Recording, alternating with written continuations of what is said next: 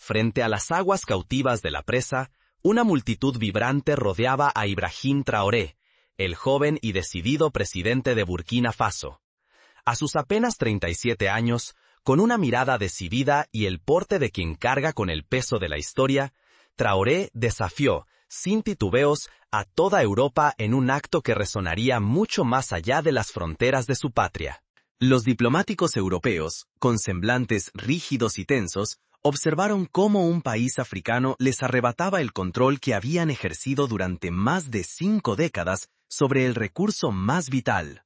Las cámaras de medios internacionales capturaron el instante en que el equilibrio de poder global tembló, como si el río mismo rompiera sus cadenas invisibles. Un solo grito rasgó el aire, reverberando sobre la presa de Bagré, y con él los cimientos del dominio colonial temblaron. ¡Devuélvanos el agua! Así comenzó el día en que un pueblo entero, harto de siglos de sumisión y promesas incumplidas, alzó la voz para reclamar lo más esencial para su vida y su dignidad. ¿Qué sucede cuando una sociedad, tras generaciones de resignación y sufrimiento, decide tomar las riendas de su destino y desafiar los poderes que han dictado su historia desde el extranjero? Ese día, bajo el sol abrasador del Sahel, Traoré firmó un decreto histórico en el mismo muro de la presa, proclamando la soberanía del agua para su nación. Cada gesto fue registrado por las cámaras, desde ancianos con lágrimas en los ojos, recordando las penurias de su infancia, hasta niños que apenas comprendían el alcance de lo que sucedía, pero sentían el júbilo colectivo. Era un momento de redención y esperanza, el tipo de instante que, en otras épocas, habría sido reprimido con violencia o silenciado por la censura internacional. Era un momento de redención y esperanza, el tipo de instante que, en otras épocas, habría sido reprimido con violencia o silenciado por la censura internacional. ¿Puede el acto de un líder reescribir la historia y desafiar el orden global impuesto durante generaciones? Para entender la magnitud de este día, debemos retroceder y descubrir cómo el agua se convirtió en el campo de batalla de todo un pueblo. El grito «¡Devuélvanos el agua!» se multiplicó entre la multitud, creciendo en fuerza y esperanza. Por primera vez en generaciones, Burkina Faso veía a su líder desafiar el neocolonialismo y reclamar lo que les pertenece, el agua que da vida, que riega sus campos, que sacia la sed y que simboliza la dignidad nacional. Pero la valentía tiene precio. Si la apuesta de Traoré fracasaba, la nación podría enfrentarse a sanciones internacionales, sabotajes, violencia o incluso un golpe de Estado.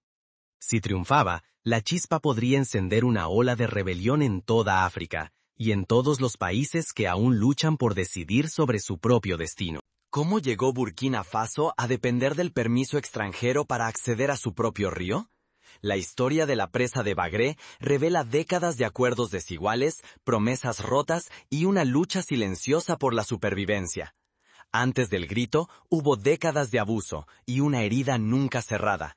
El agua de una nación secuestrada por manos extranjeras. Burkina Faso, castigada por la pobreza, las sequías y crisis interminables, vivía bajo el yugo extranjero de sus propios recursos hídricos.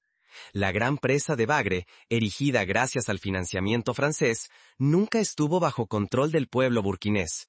Era administrada por un consorcio europeo que dictaba cada regla y cada gota. Los contratos firmados, redactados en despachos lejanos, entregaban la explotación de la presa a empresas foráneas hasta por 99 años. Las tarifas que imponían a los campesinos eran tan elevadas que resultaban imposibles de pagar. Mientras tanto, el agua era exportada a países vecinos a precios irrisorios, dejando a las comunidades locales con migajas. Para Ibrahim Traoré, esta tragedia no era solo un problema nacional, era una cuestión personal y existencial. Antes de convertirse en presidente, fue geólogo, y vio con sus propios ojos cómo su tierra natal se agrietaba, cómo los pozos se secaban uno tras otro. Su propio padre, agricultor humilde, murió víctima de la escasez, la misma que todavía hoy cobra la vida de miles de niños cada año. Desafiar ese orden, levantar la voz contra las potencias extranjeras, exigía un coraje casi suicida. Hacerlo ponía a toda una nación en riesgo de represalias impredecibles, de sanciones, de aislamiento, de una posible intervención militar extranjera. El panorama era desolador: privadas de agua potable, mortalidad infantil disparada, un pueblo atrapado en la desesperanza mientras otros se enriquecían con lo más vital. El agua, fuente de vida, se había convertido en una herramienta de control y sumisión. Seguir así significaba perpetuar la pobreza, la dependencia y la humillación. Cuando Traoré firmó la soberanía del agua, no solo desafió contratos internacionales, sino el núcleo mismo del sistema neocolonial que aún oprime a África. La reacción europea fue tan rápida como implacable. Francia, herida en su orgullo y amenazada en sus intereses económicos, encabezó una ofensiva diplomática sin precedentes. Sin embargo, Traoré decidió que la historia de su país no podía seguir siendo escrita por otros. Sabía que su próximo movimiento desafiaría de frente el orden internacional, que las consecuencias serían inmediatas y quizá irreversibles. La decisión de Traoré no fue tomada a la ligera. Sabía que la lucha por el agua sería el inicio de una batalla mucho más grande, una batalla por la dignidad y la independencia real. Los titulares europeos hablaron de expropiación ilegal y de peligro para la estabilidad regional. Mientras tanto, en la sombra, se activaron redes oscuras. Campañas de desprestigio inundaron redes y periódicos, retratando a Traoré como un dictador peligroso y acusándolo de desestabilizar África Occidental. Informes secretos alertaron sobre la creación de células internas destinadas a preparar un golpe de Estado. La Unión Europea, unida, impuso sanciones económicas y degradó la calificación de la deuda de Burkina Faso, desatando el fantasma de una crisis financiera devastadora. No se trató solo de amenazas desde despachos lejanos. Francia exigió una reunión de emergencia en el Consejo de Seguridad de las Naciones Unidas, buscando internacionalizar el conflicto y justificar medidas de presión, incluso insinuando la posibilidad de una intervención armada para salvaguardar inversiones occidentales. La ola de reacción no vino solo del exterior. Desde Bamako, Niamey y Dakar, los gobiernos de Malí, Níger y Senegal enviaron mensajes de solidaridad. En Ghana, miles marcharon frente a embajadas europeas, exigiendo respeto por la soberanía africana. En Ouagadougou, las calles se llenaron de multitudes espontáneas. Campesinos, sindicalistas y estudiantes formaron cadenas humanas alrededor de las infraestructuras de agua, decididos a protegerlas con sus propios cuerpos. Frente a la presión, Burkina Faso halló aliados inesperados. China ofreció asistencia técnica en gestión de presas e irrigación. Rusia propuso acuerdos de suministro de maquinaria y apoyo en seguridad. Pero Traoré, consciente del peligro de nuevas dependencias, rechazó firmar monopolios. No cambiaremos un amo por otro, proclamó públicamente, buscando solo cooperación genuina y no sumisión. La tensión se volvió asfixiante dentro del país. Altos mandos militares, tentados con promesas extranjeras de dinero y poder, comenzaron a conspirar. Informes de inteligencia revelaron planes de asesinato. El fantasma de Thomas Sankara, héroe nacional caído por desafiar al colonialismo, volvió a recorrer los pasillos del poder. El riesgo era total. Si Traoré caía, el país podría hundirse en el caos, perder toda autonomía y enfrentar una represión sangrienta. Pero si triunfaba, Burkina Faso podría encender una chispa de soberanía y dignidad en todo el continente africano, alterando para siempre las reglas del juego global. Esta vez, el pueblo no se quedó inmóvil. Convencidos de que el agua era la clave de su futuro, miles rodearon el palacio presidencial y los cuarteles, formando barreras humanas. Oficiales leales se sumaron a la ciudadanía, y cada noche las plazas vibraban con canciones y discursos de apoyo abierto a Traoré, quien prometió transparencia y someter cada paso a consulta popular. Pero la batalla apenas comenzaba. Cada decisión tomada por Traoré marcaba el rumbo de una nación bajo asedio. Pronto, los primeros efectos colaterales de su audaz desafío transformarían el panorama africano y global. El eco del grito nacido en Bagré cruzó el Sahel y atravesó el Océano Atlántico. La lucha encabezada en Burkina Faso encendió una chispa mundial, imposible de ignorar. Apenas unos días después de la nacionalización, las imágenes de Traoré devolviendo el agua a su pueblo se volvieron virales. Desde Bamako hasta Dakar, en radios comunitarias y plazas, la consigna "Devuélvanos el agua" se convirtió en un himno. Gobernantes de toda África Occidental se vieron obligados a tomar postura, y pronto, en lugares como Malí, Senegal y Níger, comenzaron a revisarse o romperse contratos de agua heredados del colonialismo.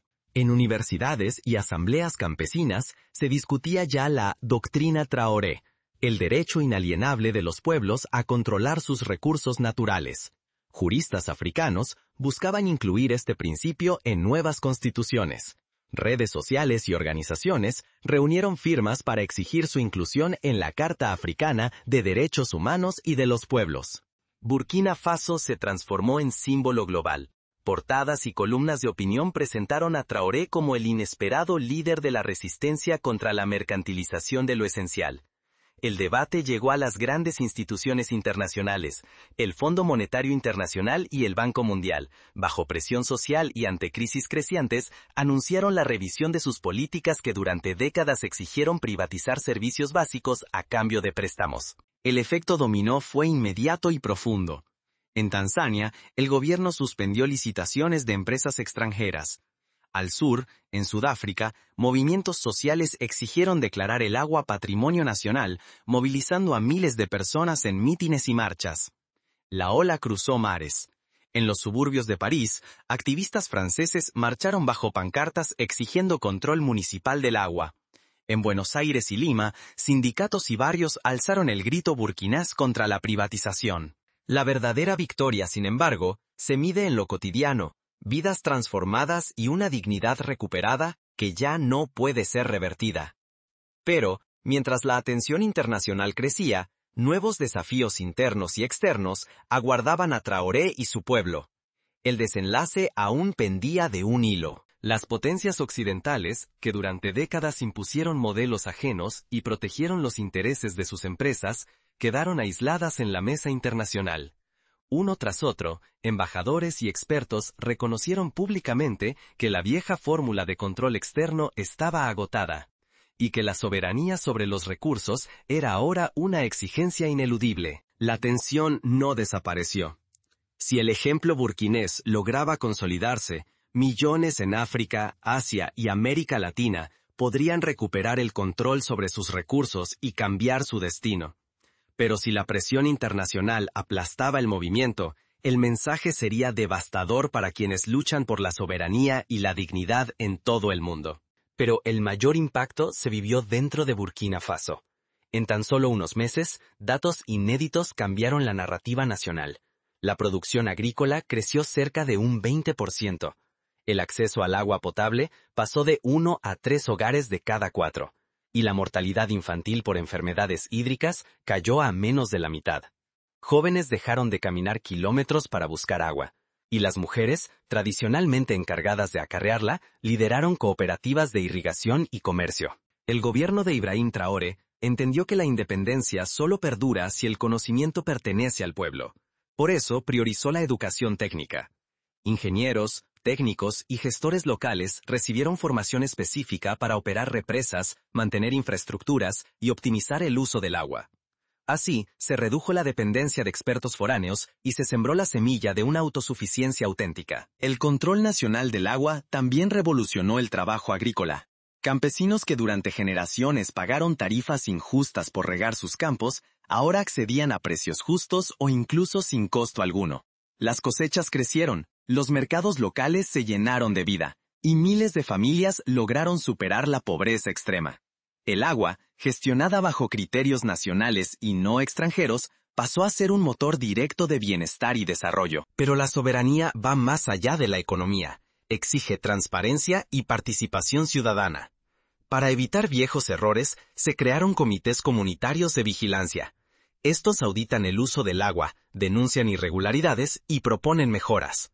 La gestión pública abierta, con datos e informes accesibles a todos, se convirtió en un escudo contra la corrupción y la ineficiencia. La independencia auténtica no es solo una bandera ondeando en el viento. Se siente cuando los niños beben agua limpia y los campesinos prosperan en sus propias tierras. ¿Cómo se traduce la soberanía real en la vida cotidiana de un país como Burkina Faso? Los cambios fueron inmediatos. En pocos meses, comunidades que antes dependían de pozos contaminados recibieron agua potable en sus hogares. Las enfermedades transmitidas por el agua, como la disentería y el cólera, disminuyeron notablemente. Los hospitales reportaron menos casos, y más niños pudieron volver a la escuela en vez de quedarse enfermos en casa. Sin embargo, la victoria no es total. Otros recursos estratégicos, como el oro y los minerales, siguen bajo control extranjero. La tentación de nuevas dependencias, ya sea de potencias emergentes o de corporaciones globales, exige vigilancia constante y una unidad nacional que no se debilite con el paso del tiempo. Este proceso elevó la moral nacional. Los burkineses no solo recuperaron su agua, sino también su dignidad y su confianza. El ejemplo se propagó rápidamente.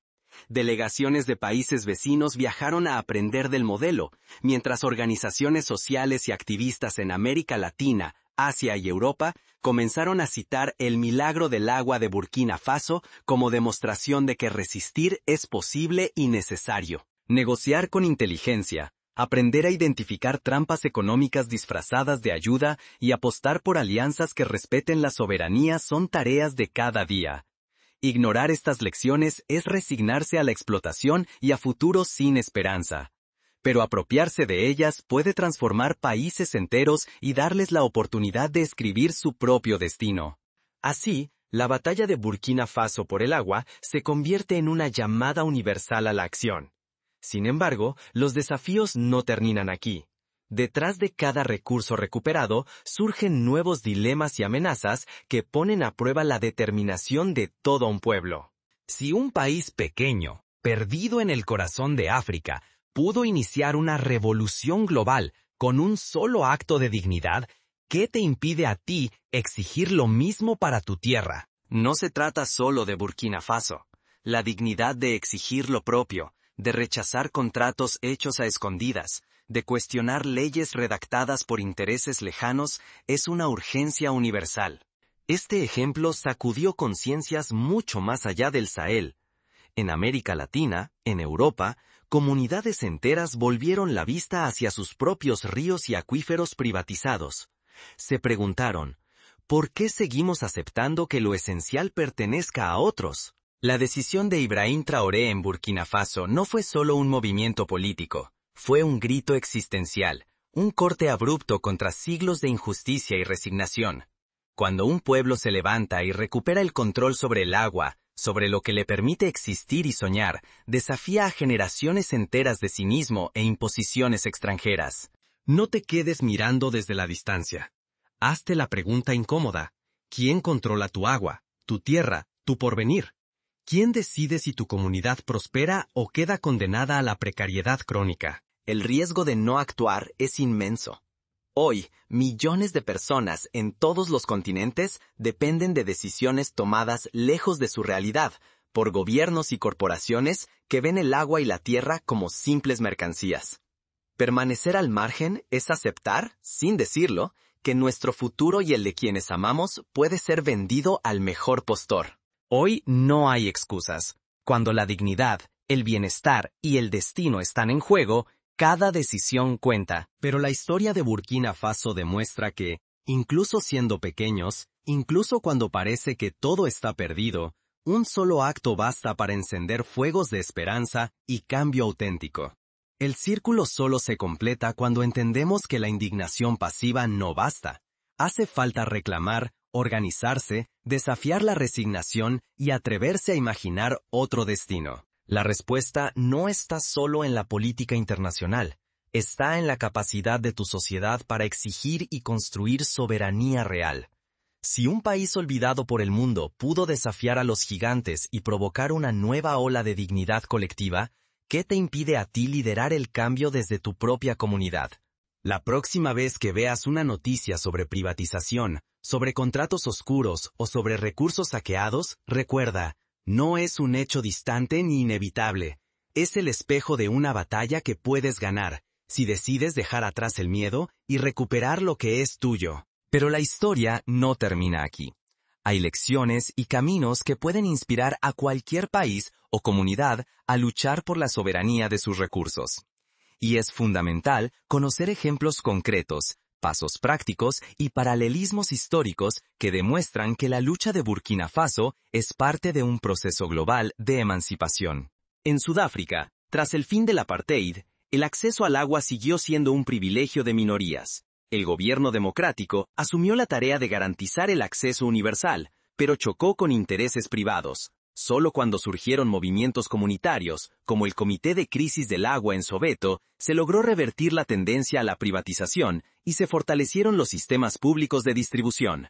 Esto no solo mejoró la salud pública, sino que devolvió confianza y dignidad a comunidades históricamente marginadas. Estos ejemplos muestran que el control soberano del agua no es solo una utopía africana.